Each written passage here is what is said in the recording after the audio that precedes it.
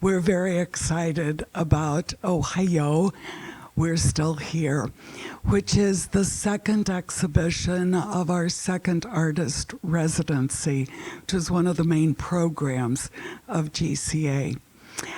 To get us started, though, what we'd like to do first, we want to thank Brindu for hosting this event in this beautiful environment.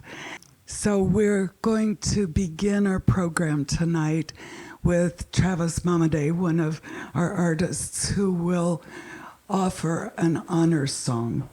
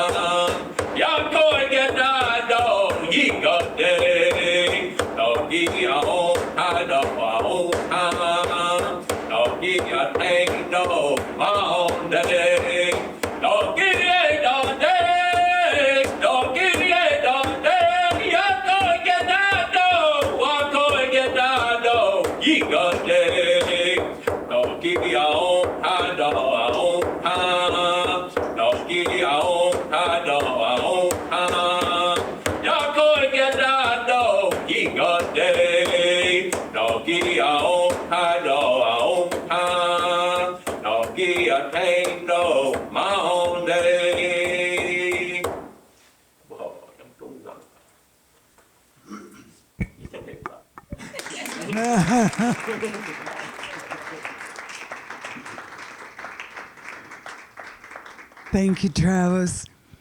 These three artists were here for their residency last year in the fall. Some of you may have been here for their program, their presentation. They've had a year to reflect on their experience and to create works of art that express what that experience was like for them. We will offer them an opportunity to introduce themselves, and then we'll have a panel discussion about some key questions they believe are important for us to reflect on. And then we'll have questions and comments at the end. So that's our intention. And let's begin then. Holly, would you introduce yourself? Hatito, Holly Margel Nitasito. So I'm introducing myself in Shawnee, saying hello. My name is Holly Margel, and I'm pleased to be here. I am a citizen of the Eastern Shawnee tribe. Aya, te paki ni alani koke, nila miamia, Wayne Swani, Danny Tipman. I greeted you in Miami, and I said, hello, it's good to see you all. I am Miami, and they call me Danny Tipman. Nyawa scano go de on de am oe bon Travis mama de akon enko tape go ne do mama de go topo go Oklahoma get a go Seneca Cayuga tribe of Oklahoma. My name is Travis Momade, and I'm from the Seneca Cayuga tribe of Oklahoma, and also Kiowa tribe of Oklahoma. Thanks. So let's just start with the first question. And Danny, I'm going to start with you. And then Holly and Travis, you may want to comment on the question as well. But Danny, in what ways do you see your art form, the basketry, as a form of reconnection, healing, or dialogue with your ancestors and community? So baskets are a part of everyday life still today, but they were then too during the time when the earthworks were places people called home or ceremonial places. And I think that art form transcends time. It is carried through time. It's what we used to carry what was important to us. And that still is now today. It's being, those thoughts and ideas are carried within a basket. Not the same way that people carried food or earth or whatever they carried in their baskets. But today we have those baskets, and the form is an open receptacle. It's something wanting to help you. So I see that as a way of connecting to our history here of our ancestors before our ancestors. So I think that it follows through today very well. I got to say, what I say tonight is my own thoughts. I'm not representing my tribe, but my own thoughts as an artist. Would you take just a moment to talk about these baskets, which are not woven baskets, they're bark baskets, just to say a little about reclaiming the method of creating these baskets? So our basket form, we didn't have people who created baskets since the early 1900s within our tribe. And I was a museum director, and a photo that we had a Miami woman in it. And beside her was this gorgeous basket. And I thought, oh my gosh, I have to do this. I have to find that. Well, it turns out, I researched it. It is in the Smithsonian. And right now it's on display in the First American Museum in Oklahoma City. So I got to go actually see it. And I wanted to make that basket. So I had to go to other tribes and ask them for their expertise in it. But I learned how to bring that back, and now I get to teach people within our tribe how to do it. So we have apprentices that are helping out and learning, and eventually they will be teaching other people too. And the process is that you go, first you have to ask a farmer, can I get a tree from you, right? Those are elm bark. American elm is what we use. Slippery elm is what we use for medicine. So we use the American elm. And I take a ladder with me and a hatchet, and I go around the outside of the tree as high as I can reach. And then I go as low as I can reach, where it starts to bell out into the ground. And I cut it all the way around, and then I cut it from top to bottom. And I put my hand in there, and you can feel it. You can hear it going as it comes off. And then you have this tube of bark, and I cut it to a pattern, and then we fold it and sew it with other bark. So the whole thing is made of wood. And during that process, I kill the tree. And so I have to have, I know I'm going to be taking something from it, and I want it to know that I appreciate that. So I offer something to it at the beginning of the process too. So there's a reciprocity that goes on, but a respect for that other life form. So. Thank you. Travis, would you like to talk about how your painting connects you with your ancestors or represents a form of healing even? Yeah. So painting and art have been with our people for, generations and millennia. Our people were always creative people in that way. They were always creating something, whether it be paintings on cave walls or, on the side of a canyon or any kind of medium like that, whatever they could get their hands on, even from like the 1800s, whenever our people were sent to Fort Marion. They were able to do ledger art from works that was the soldiers would give them old crayons or old colored pencils and old ledger papers, and they would that's how they would keep records of how they were there and different things that were historical to them. And just kind of keeping along with that tradition of being an artist, a native artist at that, Cayuga. And so that's something that's really special to, what's going on over there? You cut me off. Hey, I'm just kidding. Can we get her? Hey. No, but, just the process of painting. And I use a lot of earth tones, or I try to anyway, in my work. And so, connecting to the land and things like that. So, I really try to put myself in a certain space whenever I'm painting. I might have some music playing, or it might just be me just in solitude with nothing else going on, which is whatever in my head. And that's how I kind of created these images here, where no references or anything like that. They're ancestors of the ancestors, as it was. They were Chief Glenna Wallace was explaining, and I kind of took that and, I was like, well, we don't really know what they look like. So, this would be my representation of what I feel as a Cayuga, as someone who's from this area.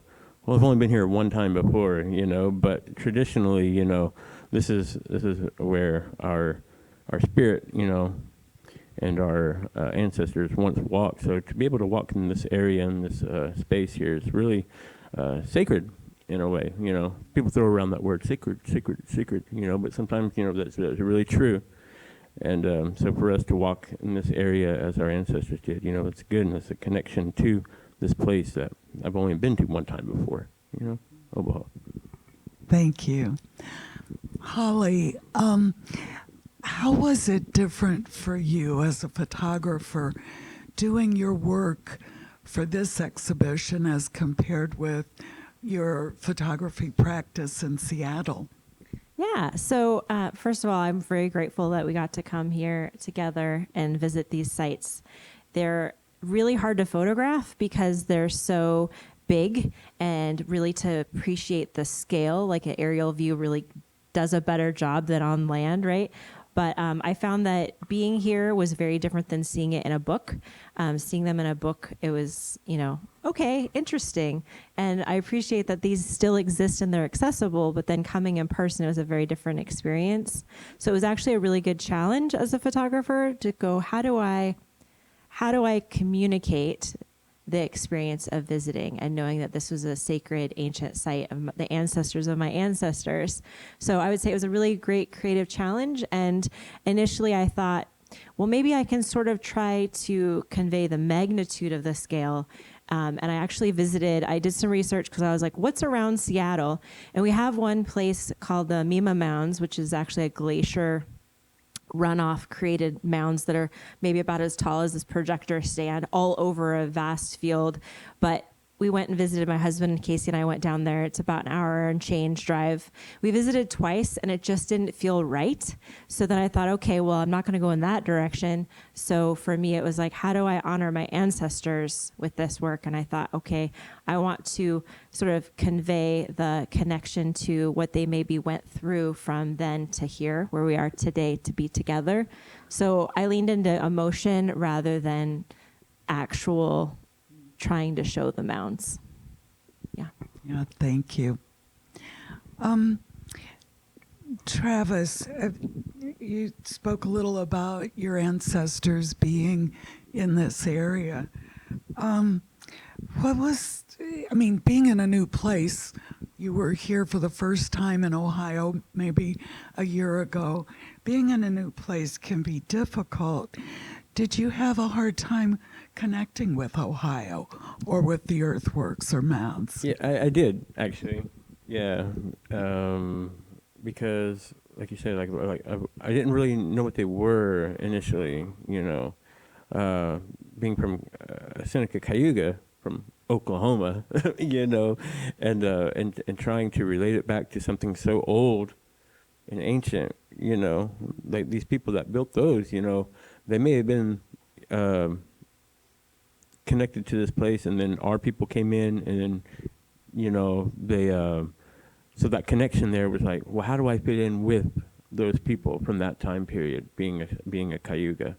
And I was really trying to relate to it, and and going through there in that space where we sang, and you guys took us around to all these different spots, and I was really trying to embrace the scene and the time that was there, and try to connect to it in a way that I would feel that was important to me, that I could take back to home with me, and so that connection, when I found that, and whenever we were, I can't remember exactly which mound that was, but it was like a really off the beaten path type mound that there's a lot of overgrowth there, and it didn't look like got a lot of foot traction through that way, and it was just us three up there, and we were singing. I was singing a song out there, and that was probably like one of the the most connected I felt to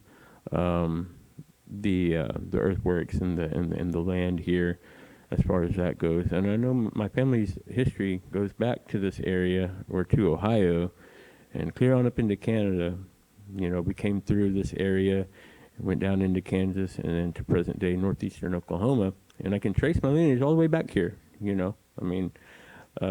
so it's right, not like the something actual that's, people. The actual, I know who, well, not personally because they were gone, but, my lineage goes all the way back here and all the way up into Canada, and I know their names. So, it's not just faces, I know who they are.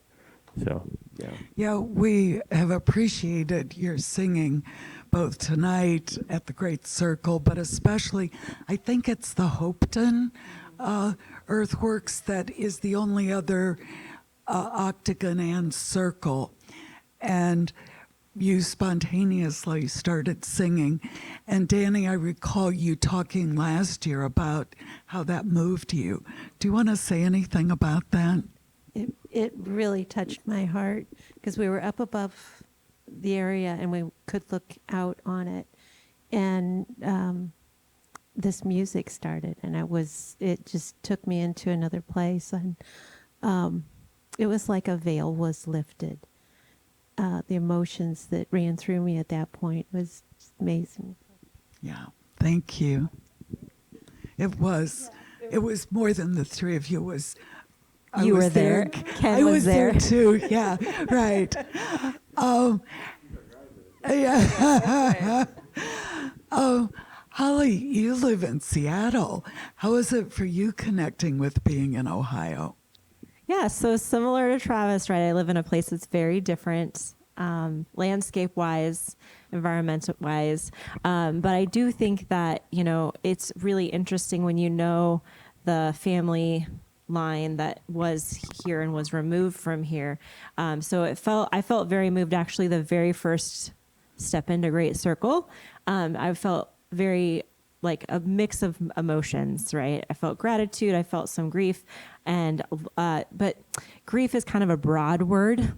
And so it was more like, wow, what have we lost, right? It's very visible that we've lost so much. And in Seattle, I am also living away from the group of my native community. And so we are only really able to visit maybe once a year. So to come to such an ancient, important place was very, I would say, very grounding experience. But I also had some emotions that I had to unpack later. Like, what is this? Is this grief? Like, why am I feeling grief for a place I've never been before? So it took me a little bit to digest that. Well, your Chief Glenna Wallace of the Eastern Shawnee, has been very active in bringing your tribal members back over the past almost 20 years. And I think she also has shared things in your newsletter. Tell us a little about how that prepared you. Yeah, so Chief Glenna Wallace has, and she's been chief for 20 years. So, since I've really been paying attention, I knew about things before, but, as a grown-up, you pay a little closer attention to what's being written and spoken about. So we have a monthly newsletter, and she writes a letter for every edition and tells what's been going on. So that's a great connection. And she has been writing about these mounds and this site periodically over the years. So I knew how important it was, and I knew how much work and effort had gone into reconnecting, but it was a very different experience to come and see it in person. So I'm very, very grateful for all of her work and all of the work of others to bring this full circle and invite us back. Yes, great. She's been a great supporter for what you all have been doing and what we're trying to do with the Great Circle Alliance. This is a question I really want to ask all three of you. So, Danny, I'm going to start with you. But what do you hope visitors, both native and non-native, will take away from experiencing your work in this exhibition? Okay, wow. So I would love for everybody to enjoy those pieces of artwork as beauty. Standalone beauty. I think all of those things out there are gorgeous. But I think that to be moved by beauty, it should be backed by what is represented there. And I think that to see our people's struggles through time and to understand that and to make you curious enough to come back and learn about it is something that is important to all of our tribes. I think that has to be spoken about even in our 250th anniversary of the United States.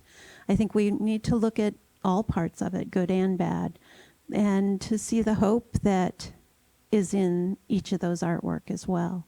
Because looking forward, the Miami people have a wonderful outlook right now about things that are happening within our tribe and how golden the future looks to us.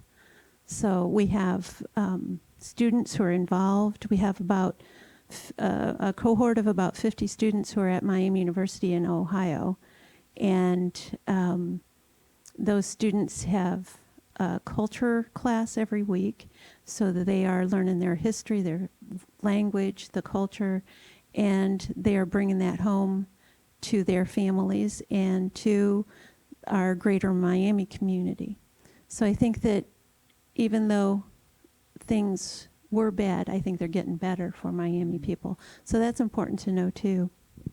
Yeah, I want to mention the Miami Center at Miami University has been going, 3 years as a collaboration so that students from your tribe are students at Miami University, but as a cohort are part of cultural classes that are taught by your tribal members. Right. Yeah.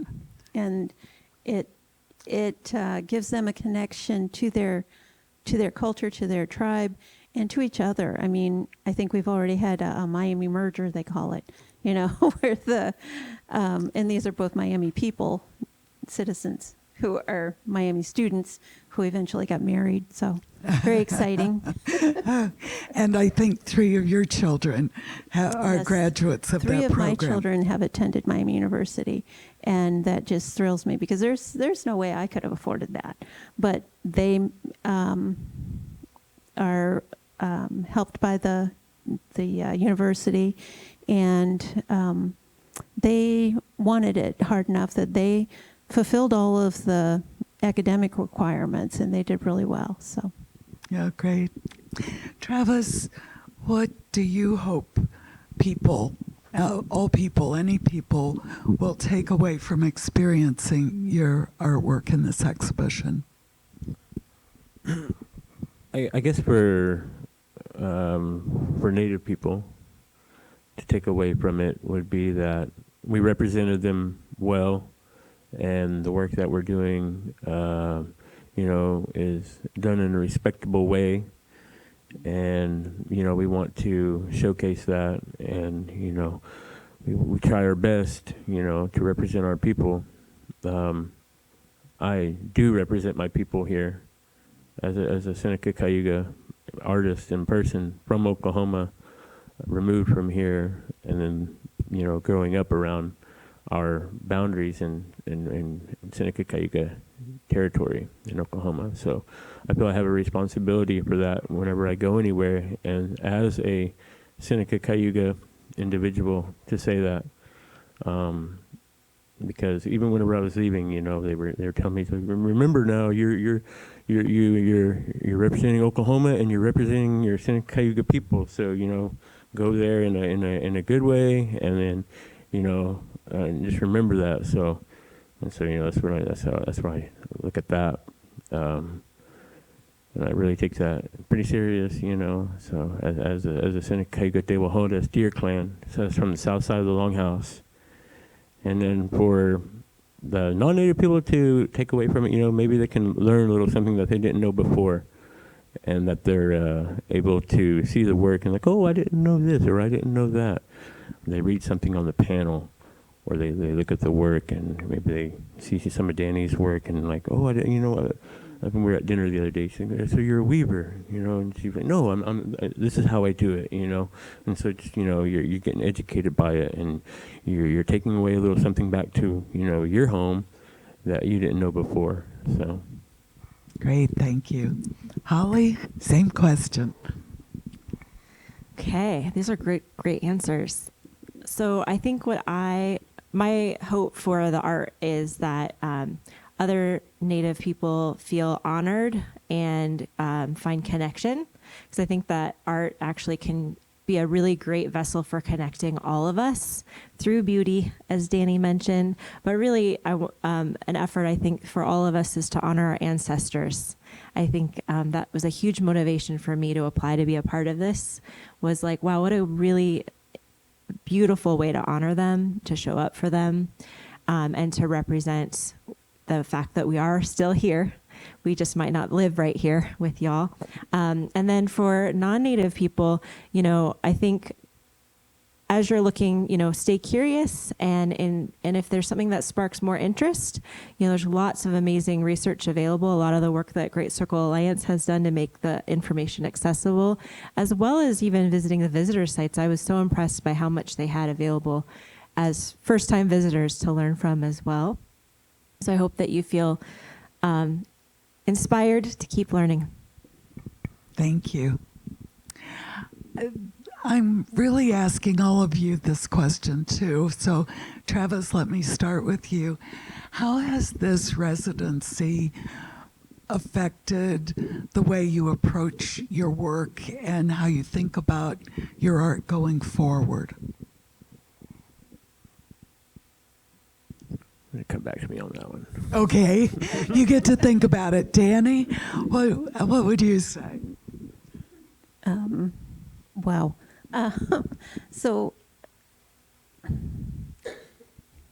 if Just how has your being here last year and this year, the baskets you've created and the artistry of these baskets, and writing an artist statement and writing the labels and being here.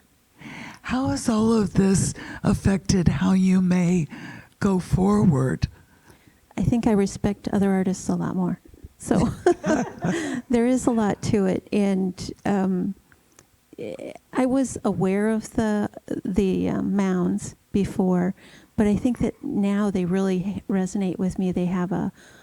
I have memories of them that are personal, not just memories of memories that other people had talked about or written about. So I think that was something that I was able to put into my work, but also knowing that those people carried the same kinds of baskets that we carried really gave me a connection to them. And I think that was something I would not have thought about until I was here and went through this. And I think that changed how I looked at all of my baskets, that other people carried them and thought that they were beautiful, the baskets that they had. So I think that it is a string from me to them that is pulled on every now and then, that I can feel that.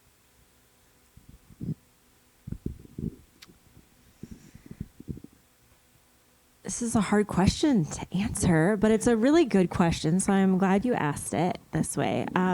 So in the past, I feel very connected to nature, so when I have done anything art-related with photography, it has been really focused on sharing the beauty of nature, right? It might be the detail of a leaf or a landscape.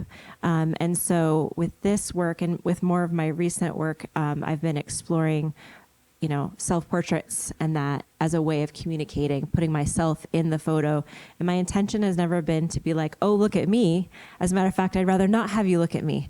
So it's been an interesting way of going, okay, how can I communicate something by being the model, right? And so the work that I created for this exhibition really I really stretched that. And it was a good stretch, and it was something where I'm like, wow, I think this is a really interesting way to move forward in that I want to maybe model some things for others to consider and visualize themselves in those photos, not just see me in the photos. But this is probably the most intense work I've done as an artist because I'm in there and because of this emotional connection to the land. So I'll be braver in the future, and I'll be more open to doing more of this. So that's. I know that you've had some connection with Wendy Red Star, who also is a photographer who utilizes herself as the model or subject. How has she influenced your art at all? Yeah, so Wendy Red Star, if you haven't looked her up, please do. Let me say, there was an exhibit of her work at the Columbus Museum of Art about a year ago? Something like that. Okay, so yeah. Many of you have probably seen it. So I met her, actually I got an email from her studio assistant that I thought was a scammer, because I was like, why would she email me? So she actually did a piece of work that was commissioned by the Seattle Art Museum, and she was looking for a Native photographer to partner with to photograph women and children for a piece that's translated into people of the earth. And she really wanted to center women and children because traditionally men have been the focus even in historical photographs of Native people. So I got to work with her. She told me her vision, but I couldn't quite visualize it, but I trusted her. And so that was the first time I had another photographer and artist hire me to do the portraits. So it was a big photo day at the Seattle Art Museum, and I was so nervous. And I actually rented a studio. At the time, I didn't have my own studio, so I rented a studio, and I solicited my loving husband and 2 teens to model for me, and we practiced, and I showed her examples of them with different backgrounds and different lighting. I was like, okay, what from this would you like me to do? So I was fully prepared. It was, I think, a 6-hour day.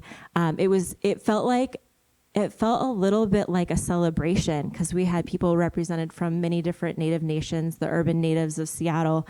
And it just was like, it filled my heart with so much joy. So that was not that long ago. That was in 2022. And that really kind of like opened the door to my like feeling like, oh, maybe I could do this. Maybe this is something that I could approach, because I hadn't considered even aspiring to do art at this level. So I really appreciate her and her trust. And then when I saw what she created with those portraits, I definitely got a happy teary. Great, yeah. Travis, did you decide there's something you'd like to speak about? Yeah, I guess that the art that I created for this, it was kind of difficult for me to, even though we had a whole year to like figure out what to do, it was kind of difficult for me of what to do. Of course, there's the earthworks and the mounds and different things like that, and the symmetry of things like that. And so that's kind of how I was like thinking about it at first, like the structures and the physical things that we're able to see. The things that we weren't able to see was the people that created them. So, and that's kind of why I took that approach of like doing the portraits of the people, the ones that are behind that we don't know, the ones that we don't see, the ones that are that were here before, and giving them a face and giving them a presence here, as we're not just looking at the mounds. We're giving them a face as well. So I don't know a lot of your work, but what I've seen, what? Come on now. I know some, Just kidding. but I haven't been to Oklahoma Cool. Hey. yet. But you do portraits, or you Right, yeah. you give form to faces and people, and that seems a gift that you have. Yeah, so that's kind of one of the things that I really like to do. I can do realism. I can do these different types of ways of painting. And so like being an artist is you're able to, yeah, I can do it like this, but I choose to do it like this. That's a little tip for your niece, my niece right here. Learn what you can and as much as you can about it, so that way, you can do it however you want, Yeah. in the end. So I choose to paint in this way. It's more, if I want to do a realism photo or painting, I'll be a photographer, Yeah. So yeah. Yeah, that's kind of and I just want to comment that you called Iris, who's Holly's daughter, niece. Yeah. And would you say why? Yeah. Well, whenever we were here last year, Holly and I were talking, and we found out that Holly's also a Wyandotte, so I'm Wyandotte too. So I'm double related to this area. To my Cayuga side, my grandmother, my great grandmother, she was half Cayuga and she was half Wyandotte, and so we're related through our Wyandotte side. And so since I take her as my sister, the age range in a way, that she would be my niece because I take her mom as my sister now. And it is that sense of family, connection, yeah, looking family. after each Right, other. yeah. That's very much part of a Native American indigenous way of being in the world. Right. Yeah. That- and then that with that, there's a responsibility that goes with that too. It's not just a word you throw around like that. It's like my Isadar over there. Casey, her dad. So I take him as my brother-in-law now. So there's also that connection there. So, yeah, family is important to our people, and we try to really uphold that, and we respect it. So whenever we call somebody a certain thing, we mean that, so. Thank you. Let's give the audience, our visitors, our part of the community that's here tonight, an opportunity to ask questions. So if you have a question, I'll repeat it. What was he singing? No, hey, just kidding. No, no. So that song is composed by a man named Bell Lone Wolf, and it's a Kiowa song. It's a prayer song. So there was actually two songs. There wasn't just one. So at the beginning of it, there was one, and the second one.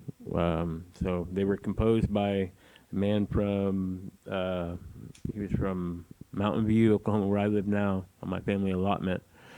And so it's talking about all the Indian people. Giggle all day, get all the people, watch over them. Dog E, that's the word for the creator, dog E, and kind of watch over them. And so talking about the people and our relationship with the creator, dog E, to watch over us. And so, and for lack of better words. So Good. not word for word verbatim, but that's what it means.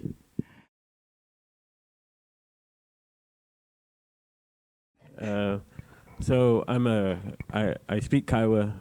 I'm a Kiowa language teacher. I taught it at East Central, Bacone, and Red Band Community College. I know more Kiowa language than I do Cayuga language. I was raised in both communities, so I grew up in the Longhouse, the Ceremony Way, in Northeast Oklahoma, and I've heard it. I've heard the language. We don't have any more fluent speakers though. And so whenever I was, there's some classes that were going on at Cornell, Stephen Hinhawk from the Cayuga Nation, and I believe he's from Six Nations, or he might be from Cayuga of New York, but he's a speaker. And so, I've attended some of his classes with Cayuga. And I remember when I was younger, our chief now, Charlie Diebold, his mother was one of the last fluent speakers. And I remember being like maybe 8 or 9 or something like that, and I attended her classes for we learned like the basic Scott counting, your standard basic language and things like that. But for my Kiowa side, the language, I was more immersed in that. So I was able to pick up on that, and yeah, the language is important to your culture and your ceremonies, because if you can't make the prayers in the language, you're not really making the prayer, because like who we were, they say we're not with these material things and these objects, like with the land or the sun or these different kinds of things, that we're not praying to them, we're not worshiping them, we're worshiping through them to the creator, to Dog E, to the great mystery. That's what we're doing. We're not, this thing right here is we're going to worship this. No, we're going through that to get to him. And so the language plays a role in that. When you have the language, that's whenever you're able to make the prayers. That's whenever your ceremonies are able to continue. Because even now today, without fluent speakers, what they had to do, and I remember this growing up, our ceremonial chief, he would have a piece of paper, and he would have to read it, because it was written down. Like all these ceremonies, they have things that you have to say that's important to the ceremony. You have to, it can't be skipped.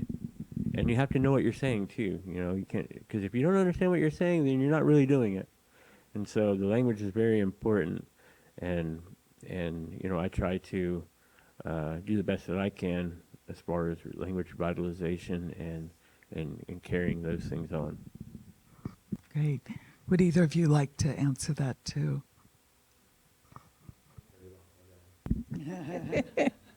I see how it is. So our language fell asleep in the 1950s. The last fluent speaker died.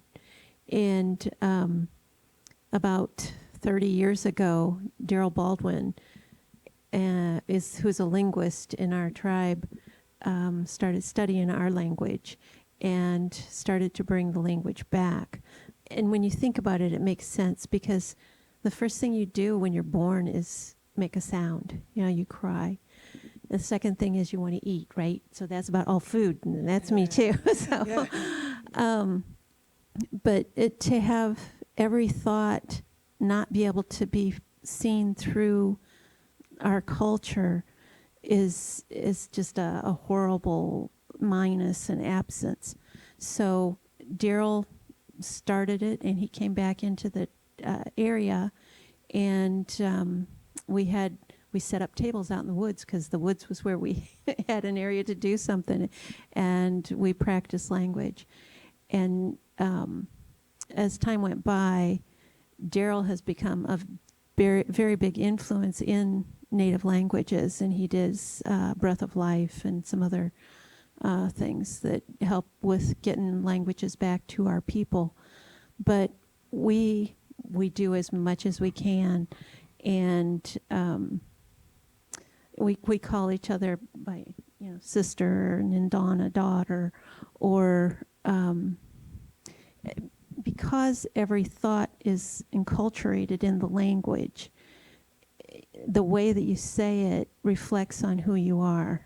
So it's important for us to use that language. Even I have little stickers on, spoons. Well, that's, the neolithic is forks, and knives is, so we have those things in the kitchen. We use them all the time. We use the word for them.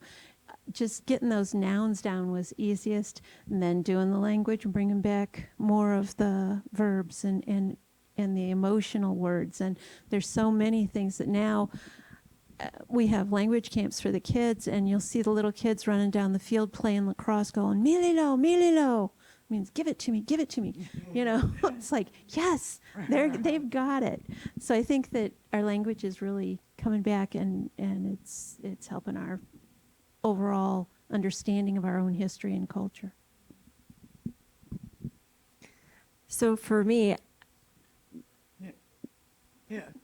when I was here visiting with these two amazing humans and listening to them talk about their language, and particularly Travis being able to explain some things to me, which was amazing, I was like, okay, I know that there's a language program that the Shawnee tribe hosts, and that they recently, since COVID happened, put it online.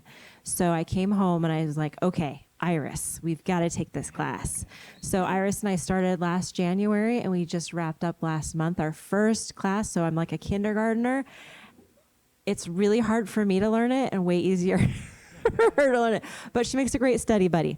So I am learning, and that was definitely something that I've thought a lot about as I was making the art. It's like, how do I incorporate the language back? Great. Thank you all. Did you want to grab that mic again? Yeah, of course you did. Oh, I was just talking to Danny about what she said. How she said the language was sleeping. It's not dead, So it's sleeping. We just got to wake it up, Right. Thanks for drawing that out. It's important.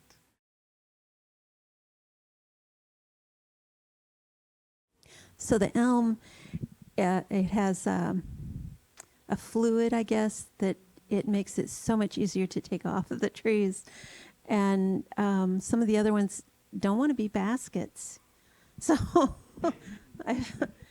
and I have tried some of our other native ones, but we've found that there's not as many elms as there should be here. So we started using the non-native species. And we're taking it out, yeah. Take them out. We're using Bradford pear, and honeysuckle does not like to be a basket, but I can figure out something. And the buckthorn. And so there's a lot of different invasive ones that we honor their life and give them a job, and then ask them to leave. And we plant elm trees or we plant oak, or so we're working with that. But we had other trees for other things, like basswood we make into cordage, and it's this beautiful fine cordage. Or there are other plants that we use for cordage as well. So there's a lot of different things that we can do but baskets and bags are cordage and the bark mainly.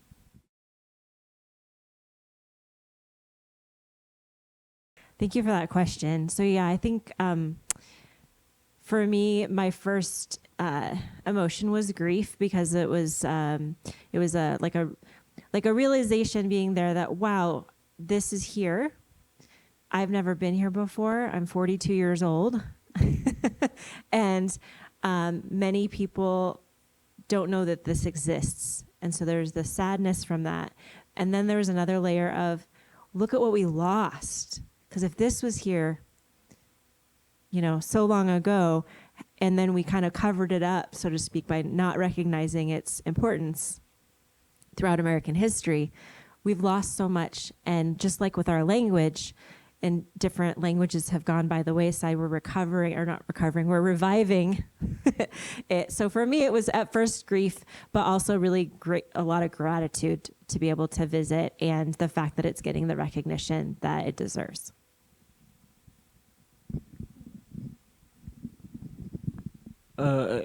Yeah, I would say the same. Not so much grief, though. I would say it was kind of exciting, and it felt really good to go into those spaces and to walk on that land that was so old and ancient, and it was just a feeling of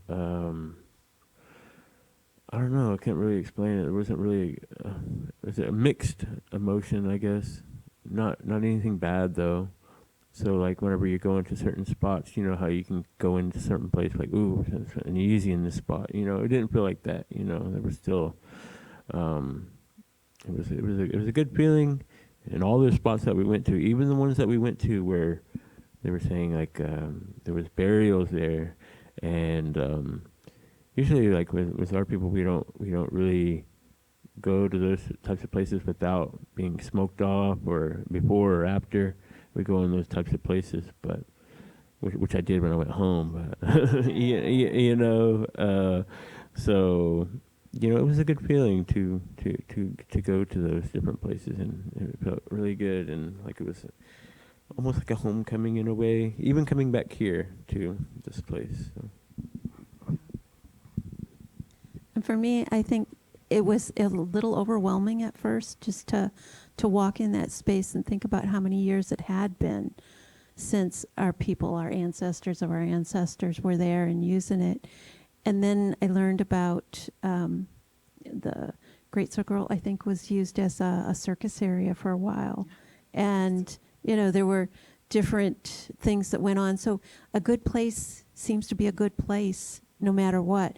People want to keep using it, and they might think a circus is the right way, and I can't judge if it was or not for them, but ceremonies were there, and there were races where they were held there. Different things went on, but good places are always good places. Yeah, the Great Circle was a state fairgrounds and a county fairground, and horse races and walking races along. Well, and the Octagon was a golf course until January of this year, as you probably know. So we're coming to the end of our program, and I'm kind of feeling sad about the fact that tomorrow, after an interview with WYSO, so stay tuned for that, but we'll do that tomorrow morning. And then we're going to be saying goodbye to each other, at least at the conclusion of this artist residency. I can't imagine saying goodbye to any of you, that you each and all have touched my heart so deeply, and I thank you for that. I thank you for bringing your whole selves and for representing your tribal groups, your tribal people in a way that's alive and meaningful. So from me, from the Great Circle Alliance, and from Central Ohio, helping us wake up. As the language was sleeping, so has our appreciation of our own history been sleeping. I'm wondering if there are any last words any of you would like to speak before we conclude for tonight. Yeah. Well, I will say that everyone that I met here is really kind and polite in a respectful way. You know, I didn't really get any kind of weird questions like, y'all still live in the teepee? Or, you know, do y'all still do this and that? So that was, my great-great-great-grandmother was a Cherokee princess. I didn't hear any of that, you know, which was kind of cool. But yeah, everybody was really, really polite. And we were it just feels like we were in and out. You know, we flew in yesterday, we were here tonight, and we leave tomorrow. You know, we go back to our homes and our work and our lives and things like that. You know, we're just every day, you know, same as you all. We got things to do and things to take care of back home. We got our dogs and our animals and the things that we got to take, you know, our working and things like that. So to come here, you know, it was a really good experience last year.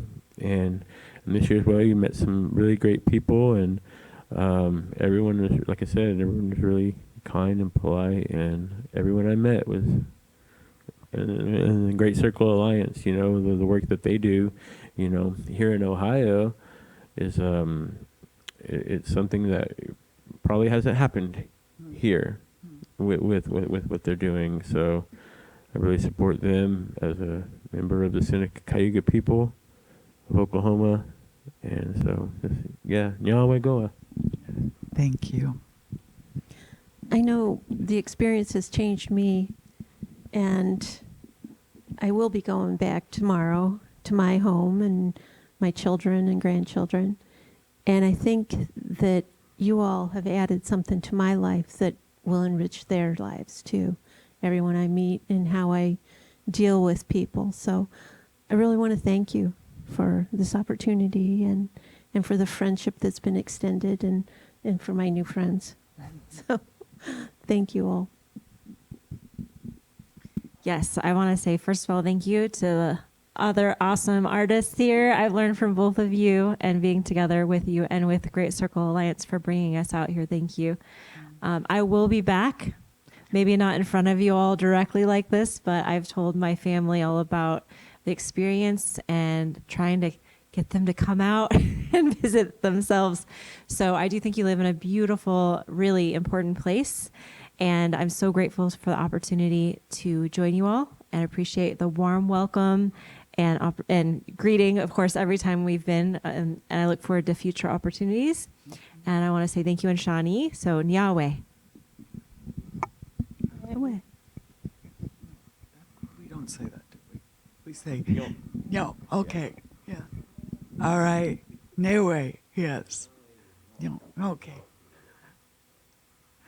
Say it again. Well, Yahweh is how you say thank you. And Yo is like how you. It's not really. Nyo. Doesn't really mean you're welcome, but you're acknowledging it. No. Got it. All right. You'll have to work on me as a language student. Thank you so much. We appreciate you very much.